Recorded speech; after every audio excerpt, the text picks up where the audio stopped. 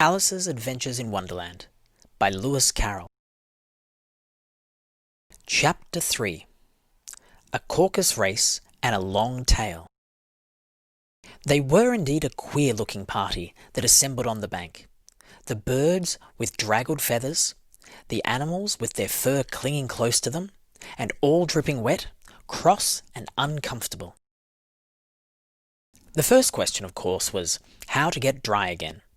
They had a consultation about this, and after a few minutes it seemed quite natural to Alice to find herself talking familiarly with them, as if she had known them all her life. Indeed, she had quite a long argument with the lorry, who at last turned sulky and would only say, "I am older than you and must know better." And this Alice would not allow without knowing how old it was. And, as the lorry positively refused to tell its age, there was no more to be said. At last the mouse, who seemed to be a person of authority among them, called out, "Sit down, all of you, and listen to me. I'll soon make you dry enough." They all sat down at once in a large ring, with the mouse in the middle. Alice kept her eyes anxiously fixed on it, and she felt sure she would catch a bad cold if she did not get dry very soon. "Ahem," said the mouse with an important air. "Are you all ready? This is the driest thing I know. Silence all round, if you please. William the Conqueror, whose cause was favoured by the Pope, was soon submitted to by the English, who wanted leaders, and had been of late much accustomed to usurpation and conquest. Edwin and Morcar, the Earls of Mercia and Northumbria." "Ugh," said the lorry with a shiver. "I beg your pardon," said the mouse, frowning, but very politely. "Did you speak?" "Not I," said the lorry hastily. "I thought you did," said the mouse. "I proceed. Edwin and Morcar, the Earls of Mercia and Northumbria, declared for him, and even Stigand, the patriotic Archbishop of Canterbury, found it advisable—" "Found what?" said the duck. "Found it," the mouse replied rather crossly. "Of course you know what it means." "I know what it means well enough, when I find a thing," said the duck. "It's generally a frog or a worm. The question is, what did the Archbishop find?" The mouse did not notice this question, but hurriedly went on. "Found it advisable to go with Edgar Atheling to meet William and offer him the crown. William's conduct at first was moderate, but the insolence of his Normans— How are you getting on now, my dear?" it continued, turning to Alice as it spoke. "As wet as ever," said Alice in a melancholy tone. "It doesn't seem to dry me at all." "In that case," said the dodo solemnly, rising to his feet, "I move that the meeting adjourn for the immediate adoption of more energetic remedies." "Speak English," said the eaglet. "I don't know the meaning of half those long words, and what's more, I don't believe you do either." And the eaglet bent down its head to hide a smile. Some of the other birds tittered audibly. "What I was going to say," said the dodo in an offended tone, "was that the best thing to get us dry would be a caucus-race." "What is a caucus-race?" said Alice. Not that she wanted much to know, but the dodo had paused as if it thought that somebody ought to speak, and no one else seemed inclined to say anything. "Why," said the dodo, "the best way to explain it is to do it. And, as you might like to try the thing yourself, some winter day I will tell you how the dodo managed it." First it marked out a race course in a sort of circle.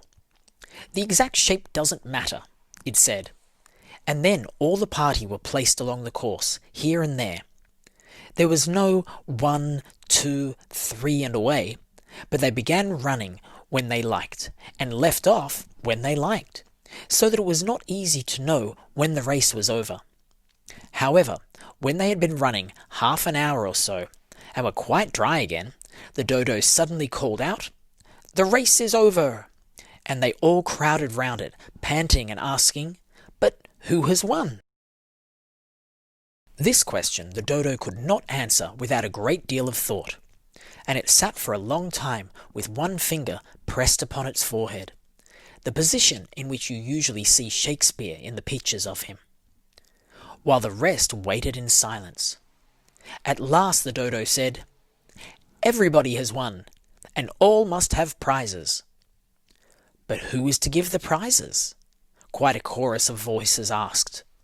"Why, she, of course," said the dodo, pointing to Alice with one finger, and the whole party at once crowded round her, calling out in a confused way, "Prizes! Prizes!" Alice had no idea what to do, and in despair she put her hand in her pocket and pulled out a box of comfits. Luckily the salt water had not got into it, and handed them round as prizes. There was exactly one apiece all round. "But she must have a prize herself, you know," said the mouse. "Of course," the dodo replied very gravely. "What else have you got in your pocket?" he went on, turning to Alice. "Only a thimble," said Alice sadly. "Hand it over here," said the dodo. Then they all crowded round her once more, while the dodo solemnly presented the thimble, saying, "We beg your acceptance of this elegant thimble." And when it had finished this short speech, they all cheered. Alice thought the whole thing very absurd, but they all looked so grave that she did not dare to laugh, and, as she could not think of anything to say, she simply bowed and took the thimble, looking as solemn as she could. The next thing was to eat the comfits. This caused some noise and confusion, as the large birds complained that they could not taste theirs, and the small ones choked and had to be patted on the back. However, it was over at last, and they sat down again in a ring, and begged the mouse to tell them something more. "You promised to tell me your history, you know," said Alice, "and why it is you hate C and D," she added in a whisper, half afraid that it would be offended again. "Mine is a long and sad tale," said the mouse, turning to Alice and sighing. "It is a long tale, certainly," said Alice, looking down with wonder at the mouse's tail. "But why do you call it sad?" And she kept on puzzling about it while the mouse was speaking, so that her idea of a tale was something like this. Fury said to a mouse that he met in the house, "Let us both go to law. I will prosecute you." "Come, I'll take no denial. We must have a trial, for really this morning I've nothing to do." Said the mouse to the cur, "Such a trial, dear sir, with no jury or judge, would be wasting our breath." "I'll be judge, I'll be jury," said cunning old Fury. "I'll try the whole cause and condemn you to death." "You are not attending," said the mouse to Alice severely. "What are you thinking of?" "I beg your pardon," said Alice very humbly. "You had got to the fifth bend, I think." "I had not," cried the mouse sharply and very angrily. "A knot?" said Alice, always ready to make herself useful, and looking anxiously about her. "Oh, do let me help to undo it." "I shall do nothing of the sort," said the mouse, getting up and walking away. "You insult me by talking such nonsense." "I didn't mean it," pleaded poor Alice, "but you're so easily offended, you know." The mouse only growled in reply. "Please come back and finish your story," Alice called after it, and the others all joined in the chorus. "Yes, please do," but the mouse only shook its head impatiently and walked a little quicker. "What a pity it wouldn't say," sighed the lorry, as soon as it was quite out of sight, and an old crab took the opportunity of saying to her daughter, "Ah, my dear, let this be a lesson to you never to lose your temper." "Hold your tongue, ma," said the young crab a little snappishly. "You're enough to try the patience of an oyster." "I wish I had our Dinah here, I know I do," said Alice aloud, addressing nobody in particular. She'd soon fetch it back. And who is Dinah, if I might venture to ask the question, said the lorry. Alice replied eagerly, for she was always ready to talk about her pet. Dinah's our cat, and she's such a capital one for catching mice you can't think. And oh, I wish you could see her after the birds. Why, she'll eat a little bird as soon as look at it. This speech caused a remarkable sensation among the party. Some of the birds hurried off at once. One old magpie began wrapping itself up very carefully, remarking, "I really must be getting home. The night air doesn't suit my throat."